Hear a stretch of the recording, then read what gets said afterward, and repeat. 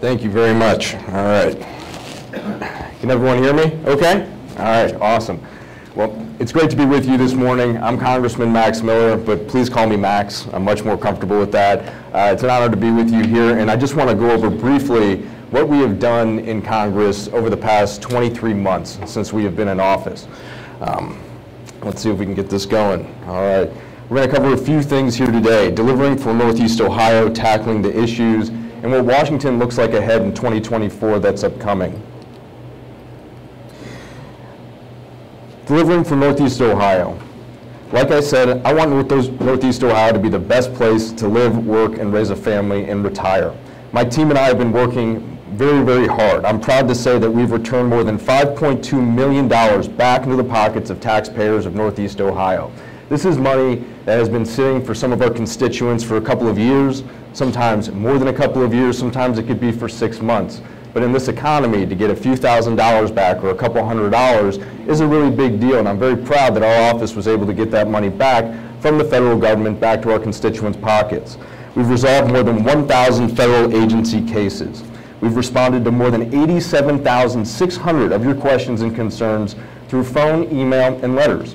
My team and I have attended more than 900 meetings and events throughout the entire district, and the entire district is half of Cuyahoga County, all of Medina County, all of Wayne County, and the northwestern portion of Holmes County, just a little bit.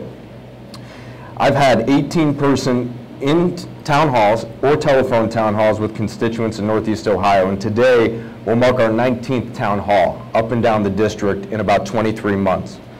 Delivering. I secured federal funding for projects that are vital to our communities. These are federal resources which we're contributing to with our tax dollars are a great way to help make Northeast Ohio a better place to live. I've brought back more than $17 million in community project funding agreements.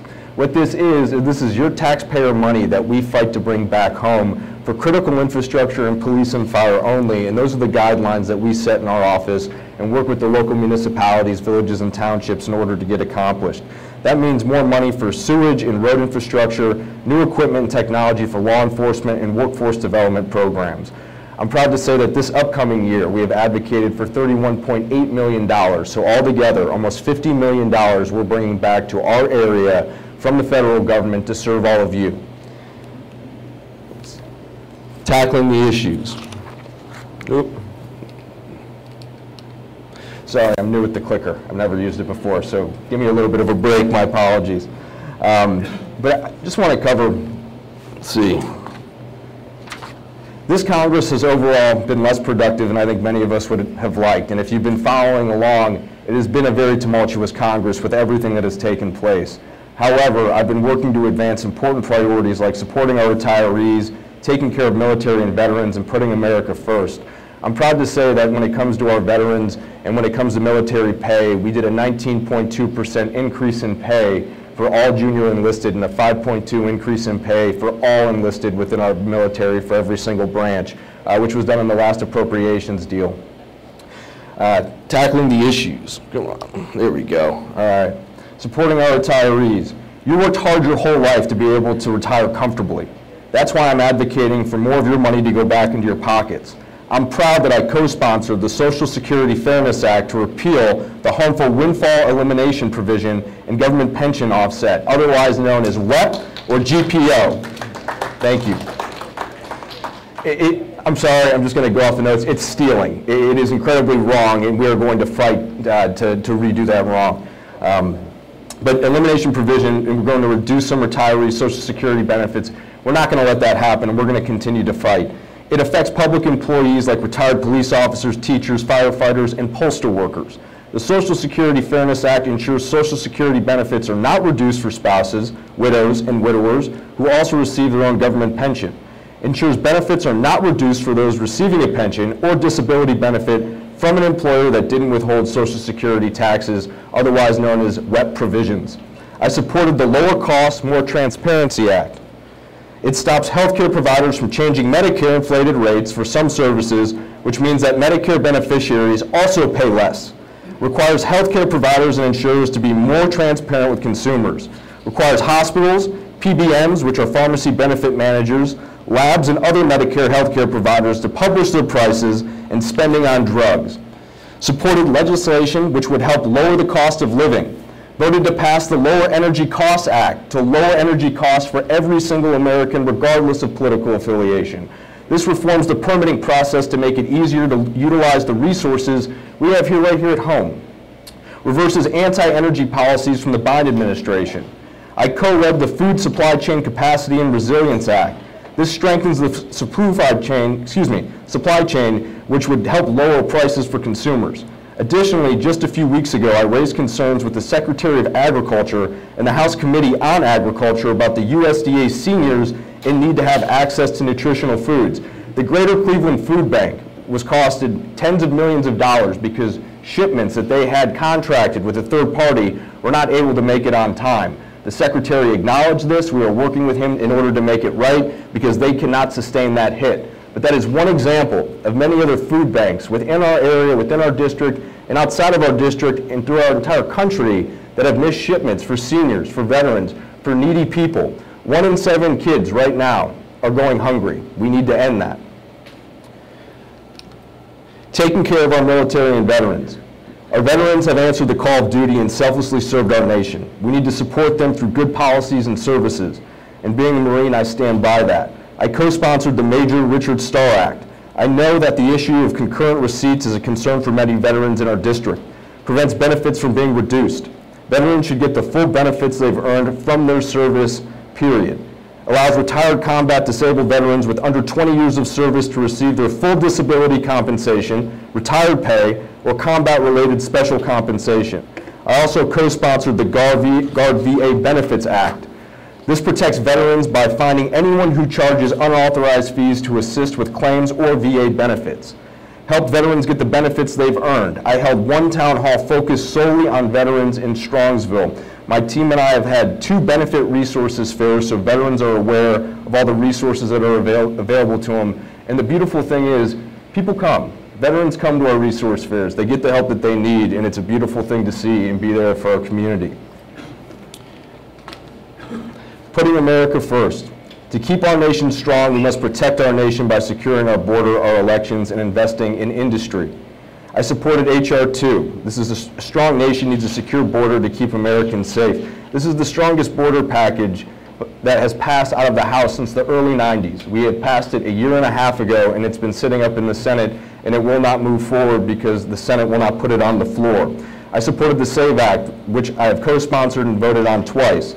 Only Americans should vote in American elections. I feel like that's pretty simple.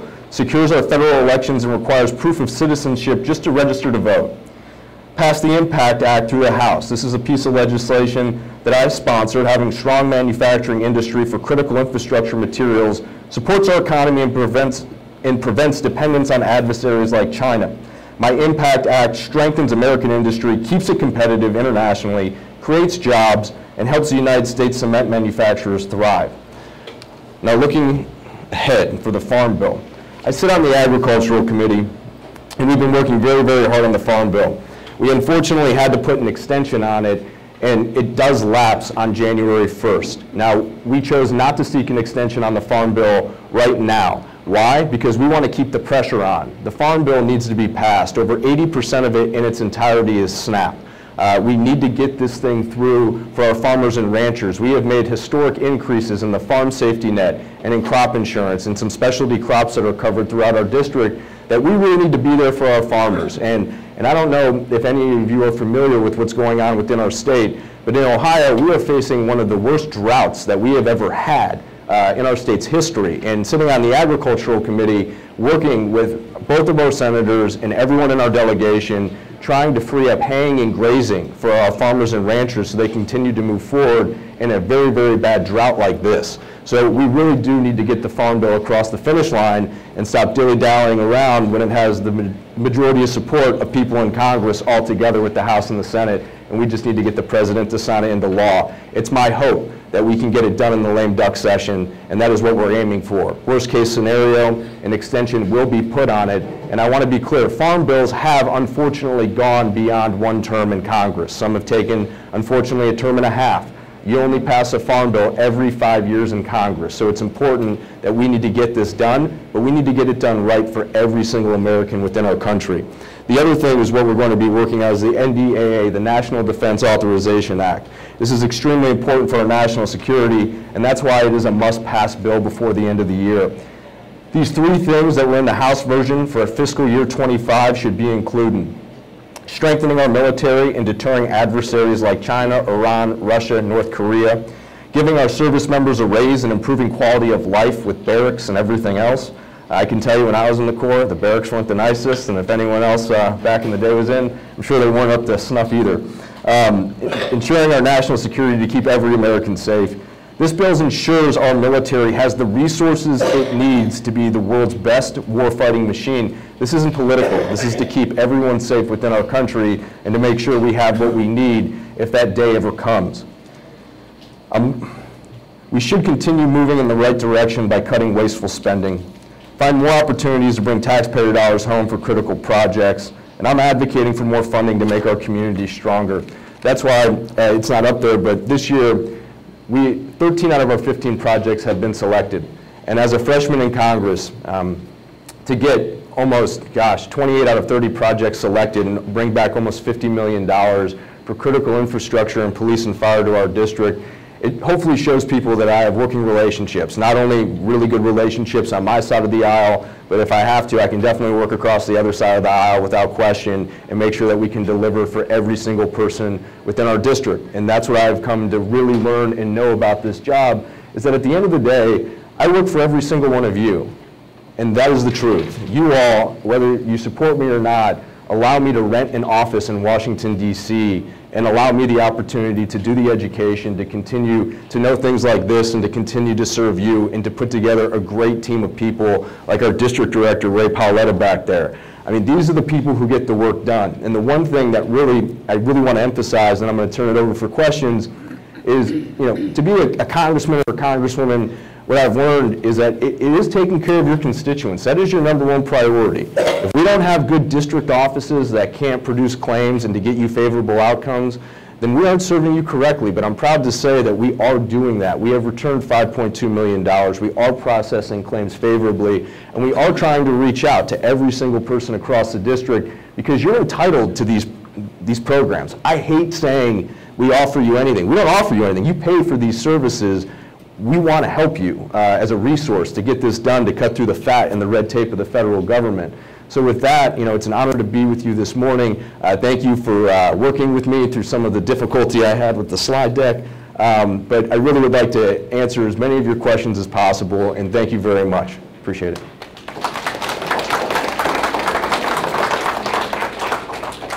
So if you have a question, raise your hand and we'll bring the mic to you.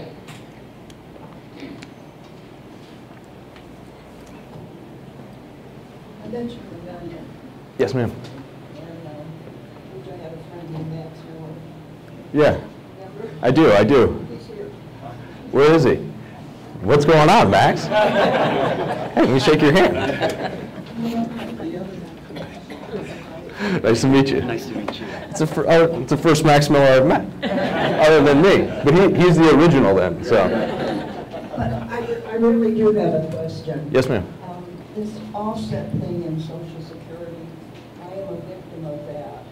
And I get 1/3 of my husband's Social Security that I should get because I was a government employee. Mm-hmm. And I see, when I worked in the diamond, the admin building, a lot of my friends were widows and they were the same victims as I was. But I see that, I know Sherrod Brown tried to get a bill passed like this years and years and years ago. How can it ever be passed when they say there's no money in Social Security? Yeah, so right now, I mean, Social Security for the most part, someone like me, to be very honest, the way it's going right now, I'll never see a penny of it, but I pay into the program.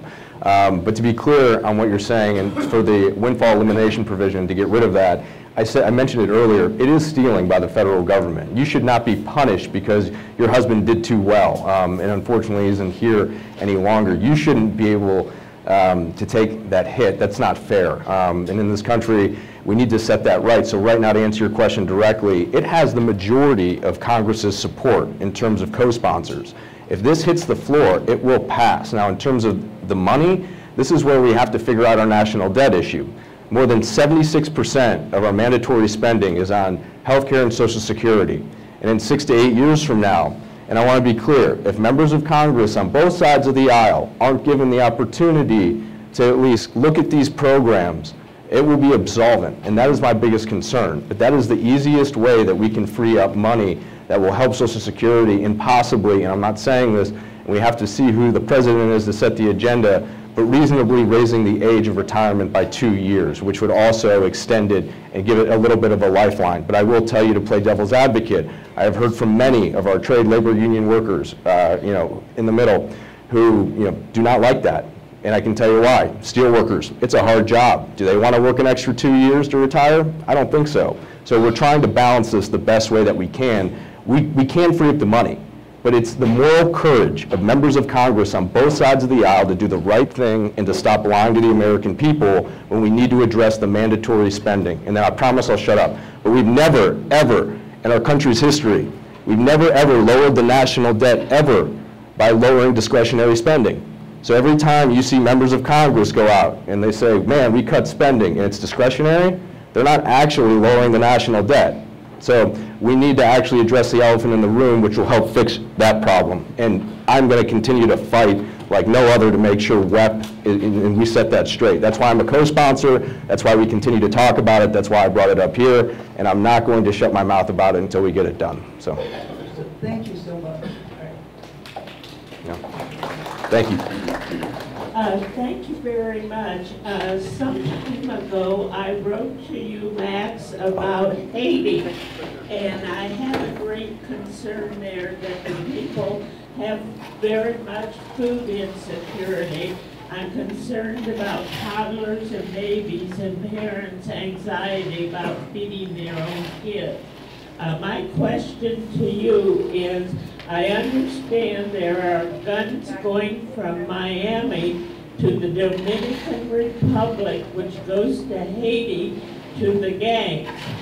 I would hope that perhaps our FBI in the Miami office could stop some of that gun smuggling.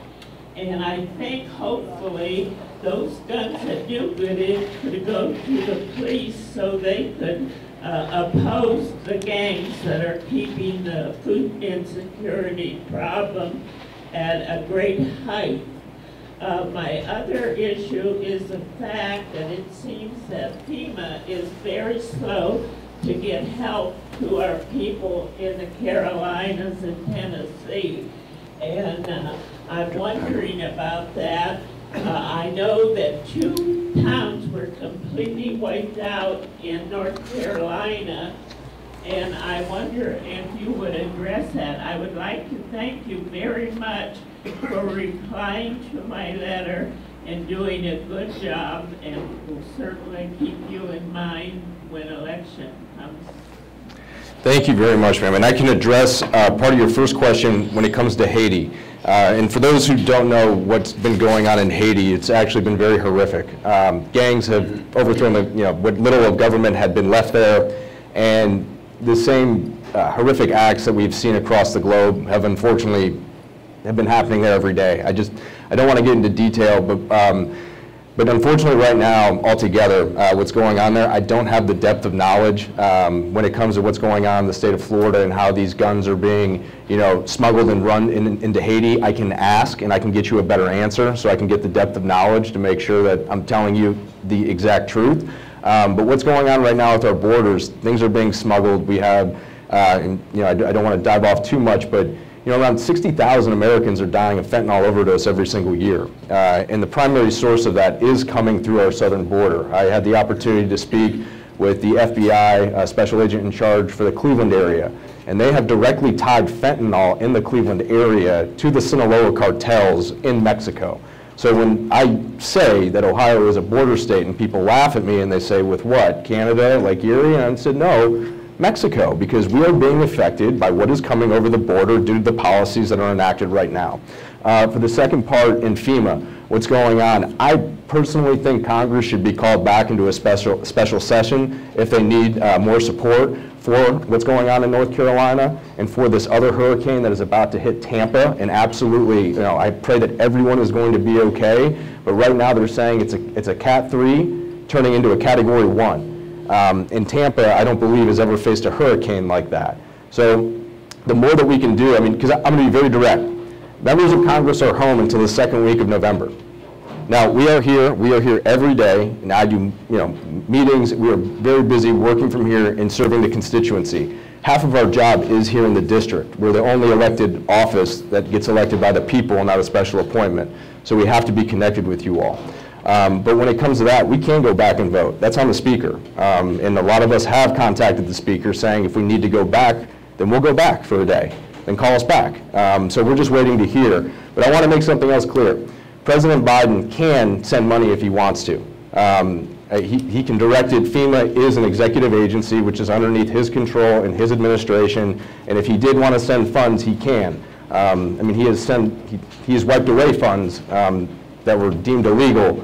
So he can certainly use the money that's left in FEMA to help the people in North Carolina and the people in Florida. But members of Congress also have a duty that if we were called back, I would support it. So, yes, sir. Yeah, my question is regarding the federal budget and our current debt. I believe it's around $35 trillion and going up very, very fast, which is about $100,000 per man, woman, and child in this country. So my question is, this to me is not sustainable. We can't keep printing money. How important is this to individual members of Congress and the Senate to, one, get a balanced budget? I think our deficit's going to be about $1 trillion this year, budget-wise, which is just adding more to the debt. Is there any hope for a balanced budget amendment similar to what's in Ohio to take care of this? It just seems to be, as you referred to, an elephant in the room. It's an elephant in the room that nobody wants to tackle until it's going to just absolutely blow up in our face. So Yeah, thank you for that question, and I appreciate the opportunity to answer it. So I just want to bring everyone up to speed and familiarize yourselves with me again. You know, I'm a 35-year-old young man. I'm not an economist. I don't have a PhD. But what I have found in Congress is that if we don't do what this gentleman just said on both sides of the aisle and actually work on these programs, and we are doing a disservice to every single American regardless of political affiliation. And I'm just going to rip the Band-Aid off and tell you why members of Congress won't do it. Some of them are too comfortable. There's a reason why people go out there and say, we will never even take a look at your Social Security or your health care benefits. Why? Because the other side will always villainize the other side. So if Republicans say, we want to take a look at these programs responsibly so they don't go absolvent in 6 to 8 years, so we can continue to keep these things going and actually run this country like a business and actually make sure that these programs are funded, fine. But if not, then everyone loses. And we have to have the moral courage. When Paul Ryan brought it up when he was Speaker of the House, talking about Medicare and Medicaid, I don't know if anyone remembers this, you know, he was actually using proper professional rhetoric, talking about how we could look at these programs and reform them, not get rid of them. No one ever wants to get rid of them. We have to make sure they stay solvent. There is a way to do it, but when he brought it up, the Democrats played commercials of him pushing a grandma off a cliff. Now, but it's true, and that had a serious effect. And sometimes members of Congress, they don't always do the right thing. Sometimes they're more selfish, and sometimes they care more about their own jobs than they do about the people who put them there. And that is why when it comes to having moral courage in Congress, healthcare and Social Security make up 76% of the mandatory spending budget. If we do not have the moral courage to talk about these issues on both sides of the aisle and have civil discourse about it, we all lose. But I have the moral courage to continue to bring these things up because I have an 11-month-old baby girl named Ruth, right? She is awesome. She is the greatest thing in my life. And everything I do now, I think about her. And I think about what she is going to inherit. And I have the opportunity as a legislator to make sure that we all have a good life to live for, you know, your kids, your grandkids, my kids. And that is the opportunity that I want to enact. So we can establish a debt commission that can take a look at healthcare and Social Security actually get real healthcare professionals. I don't know everything. No member of Congress does. It's okay to ask people for advice and to be educated. Remember when President Trump ran, he said, I'm going to put the smartest people around me. Even he knew he couldn't do it alone, and he did. So we need to have these people. We have the greatest healthcare system in Cleveland, Ohio. Bring these people up to Washington, D.C., and actually reform our healthcare system in a positive way. We have too many people on these programs to get rid of them. It's impossible. But we need to do a better job of taking care of the American people, and we need to stop lying to all of you, because that is the elephant in the room. And if leaders of both parties, and both parties do this, if they go up there and say, we are not going to touch the benefits of Social Security or health care, everyone loses. They're saying the same thing to you just by saying, we're going to let it run absolvent because we don't have a game plan right now to keep it solvent, to have it move forward. So when you hear about these issues, please keep in mind that Republicans and Democrats do want to work on these things together. It's just the fear-mongering that sometimes, unfortunately, makes members a little bit more apt to do the right thing. So. Thank you, Max, for being here today. I appreciate the fact that you care about seniors. My question is, what is your #1 concern as our congressman? I guess what keeps you awake at night, #1? Oh, there's a lot of things. I'm trying to think what I can share, what I can't share. The biggest thing that scares me, yes, our national debt. It's more so, and this isn't fear-mongering, and it's not meant to be, but we've let a lot of people in our country in the last 3.5 years, and there isn't. And I'm just letting you know for a fact there isn't a total number on it. They tell you it's 8 million. I happen to think it's probably roughly 15. We do know that we have known terrorists that are in our country that are gotaways. What concerns me is an attack on a homeland at some point. It won't be, what I think would be what happened horrifically on September 11th, but it would be something of that nature.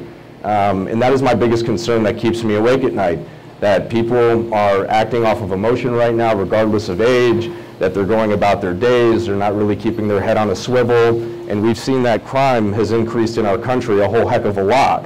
And civil decorum is just, it's waning, and that is what keeps me up at night. I really want to see the civility and the morality of this country come back to center, because that's who we are, in my opinion, as Americans. That's what's made us so great, is that we've always been unified, and that we have always been the greatest country in the world, and we still are. But we need to get back to what made us so great, and I feel like we've lost that a little bit just as Americans in general. And that's what concerns me, when our military is 30% down in recruitment, up just until about 2 months ago, until the Navy opened up and actually recruited a ton of people.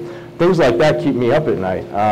But overall, I know I haven't been alive for it, but I was a history major. It doesn't mean I'm smart at all, by the way. Our country's been through worse. And I know that we have. And my grandfather had lived through it, and his dad had lived through it. And I know that we can make it through this time. We just have to do it together. So. I got a question. Yes, sir. Why can't Congress keep their sticky fingers out of Social Security? Well, we can. If we do, though, it'll be absolvent. So we need to figure out a way in Congress, in order to have programs that are underneath the federal government. They need to run like a business, right? They need to make money. If they don't make money, they run at a deficit. So this is an analogy I make to, my dad's a small business owner. He runs a hat manufacturing company on 30th and Carnegie. So I looked at him and I said, all right, Dad, if you weren't making enough money to pay your utilities or your employees, what would happen? Well, he looked at me and he said, well, I would have to close my business, and 60 people, would need to be finding a job, and, things would be really tough for us. I said, okay. I said, well, that's what the federal government does every day, except we don't close our doors. We just continue to rack up the credit card, and then we continue to have it run up the score to be 35 trillion in debt, as the gentleman said, with 50 trillion that's unfunded. So the total number is really 85 trillion in debt. The 50 trillion that is unfunded is for future obligations for, you guessed it, healthcare and Social Security. So we have to do something, and we have to make sure that these programs like Medicare and Medicaid and Social Security are run somewhat like a business, or at least breaking even for the American people. Breaking even would be an amazing feat. I mean, right now, just because of those two programs, that is what is driving us off the fiscal cliff. So I would love to get out of your Social Security bucket, and I'd love to get out of all your buckets. I would love the federal government more so to get out of your way, period, and for you guys all to have the freedom to do what you would like to do. I just want to make sure that these programs that we have so many people on, that they don't lose out on the benefits that they've been paying into for their entire lives. And so that is what I am tasked to do, to make sure that it is solvent and that we find a new way forward if there has to be one. And if that's Social Security, fantastic. If it's not, then we all better come together and figure out what that is going to be for every single American. So, but believe me, I want to get out of it. So, yes. Congressman, thank you for being here today. Yes, sir. At the beginning of this presentation, we were told not to ask questions campaign related, and I will not. Okay. I understand that this is described as not a campaign event. Yeah. That being said, with the accomplishments you had mentioned, virtually all of them were, I did this, I did this, I did this. There have been a couple of shots at the Biden administration. So I guess what I'm asking is, in the spirit of this not being a campaign event, would you be willing to, or be able to identify maybe some of the accomplishments or goals that you had mentioned where there was bipartisan support? I guess what I'm saying, is there anything you would like to share any credit with the other parties so that this isn't a campaign event? Yeah, no, and by the way, I didn't mean to be political, and my apologies, but every piece of legislation that we've passed as Congress, every big piece of legislation, has been bipartisan. So I can tell you that I have voted, which, we'll see how this goes, but it's the truth. In some cases, I have voted with more Democrats than Republicans depending on the piece of legislation and if it's better for the district, and I'm not afraid to say that. The appropriations deal that we voted on and the debt ceiling deal with Speaker McCarthy, because we got the debt ceiling deal through with Speaker McCarthy, we actually did save $2.8 trillion through that deal. We codified NEPA reforms. That's a big deal. We actually couldn't get that accomplished in the Trump administration. That's for oil and natural gas permitting. We actually got that accomplished during this Congress, and that was bipartisan. The 19.2% pay increase for the military and the 5.2% was also bipartisan in nature. But that's the thing. Right now, within our Congress, we have, and it's on both sides of the aisle. I call them exotics, but they're really populists on both sides that muddy it up for the rest. But 80% of Congress, what I have found, to address your question, are individuals who go there every single day, who want to work together and who want to get things done. I know the TV, I call it the idiot box. Well, that's what my grandfather called it, and so that's what I call it now. But they only put on, a lot of the people who are the most unstable of both parties. I want to be clear. And they do that for a reason. They do it because even my dad falls into this nonsense. He's like, oh, did you see what this guy? I'm like, Dad, that guy is a loon on both sides. I mean, like, you can acknowledge it. And we do have some on our side that I cannot, have trouble working with, and there are some on the other side that I have trouble working with. But together, 80% of members, they go there with the right mindset of how can we get the job done for you. So to answer your question, yeah. Yeah, absolutely. Yes, thank you for coming. My son lives in Texas. He's ex-military, retired out of the Air Force. Does this country have any idea how much it has cost us per year, all the illegal immigration that's coming in, what the federal government is being paid, and is there any estimate as to what the costs are to the states for schools, for medical, for benefits that we give to these people, and then in return, it seems we can't help our own people, and the hurricane being one perfect example. Do you have any figures on that? Yes. So when it comes to the amount of people that have been let in our country, and to the extent of how much it's going to cost the American taxpayer, I unfortunately don't have an answer for you, and I don't believe that anybody does. We don't know how many people in total have been brought here. We don't know how many people in total have been given worker permits and Social Security numbers. Some of them have, some of them haven't.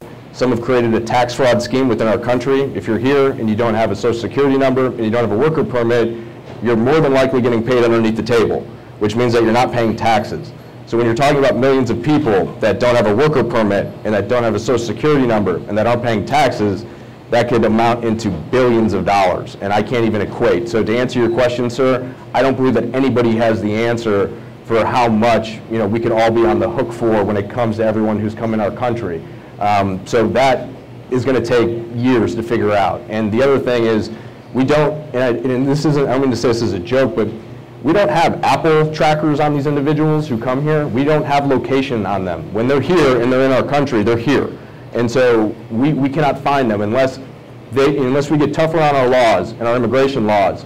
And if they break the law or they do something wrong and they get apprehended, then at that point they can be deported. But that is going to take a very long time to set something like that up. When it comes to what's going on in North Carolina, as I had mentioned earlier, sir, the president himself can take executive action right now, or Congress can be called into a special session in order to vote on a supplemental to help the people of North Carolina. My concern right now, what's going on just in general, is that we are, and I don't mean to talk, and I'm sorry, but it does play into this. We're 30 days away from an election, okay? Sorry I broke the rule. But it does have to do with policy, and I hate to say that. Sometimes these politicians, they will weaponize a situation in order to hurt the other side, to make it seem as if it's better for them politically. But I genuinely believe that's what's going on here, because both sides could fix this.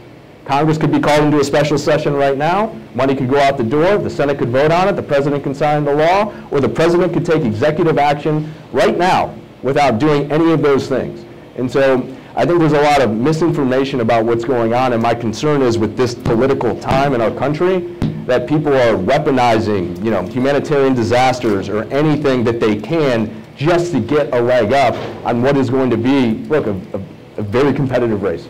So, yes? Congressman, two things.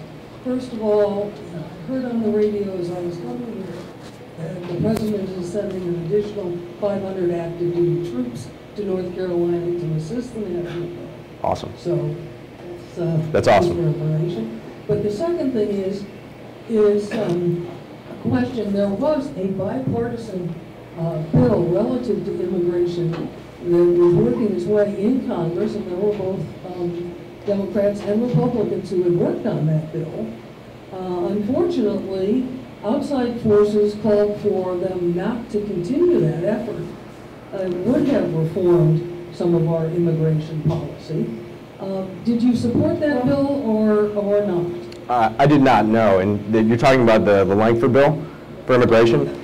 The reason why I didn't support the bill is because if I'm trying to end illegal immigration, I don't think it's acceptable to still say I'm going to allow 1 million people or 1.5 million people to still come here illegally. And that's what that bill was going to do. It was a compromise, but it was a bad compromise for the American people. And so we tried to get them to set up a program that when you get people, if you want to bring people in, make sure that they have a worker permit, a social security number, and that we can keep track and they're paying taxes, and you can make sure that they're not establishing tax fraud. We can make sure that they're not a felon or have committed any type of crime, period, and that they can come here and integrate into the society. But they rejected all of that. And they still wanted 1 million to 1.5 million illegal immigrants to come in here. And I don't think that's much of a compromise when we have a huge illegal immigration problem and a humanitarian disaster at the border. And what concerns me the most, what nobody talks about, when these people make the trek over here, sometimes these mothers and fathers will look at their kids, and they don't always go with a coyote. But they're saying, hey, walk 300 miles. They can't comprehend what 300 miles is. And so when they make that trek and they run into the wrong person, these people are brutalized along these, this isn't a happy-go-lucky, road trip. They're on their feet. They're usually not in a vehicle. And if they are, it's not kind. And when they drop babies over the fence, that's the nicest things that they do. And I've seen it firsthand when I've been to the border. And so when I want to fix the problem, I want to fix the problem. I don't want more people to be hurt by what's going on, and I don't want any Americans to be hurt about what's coming over the border.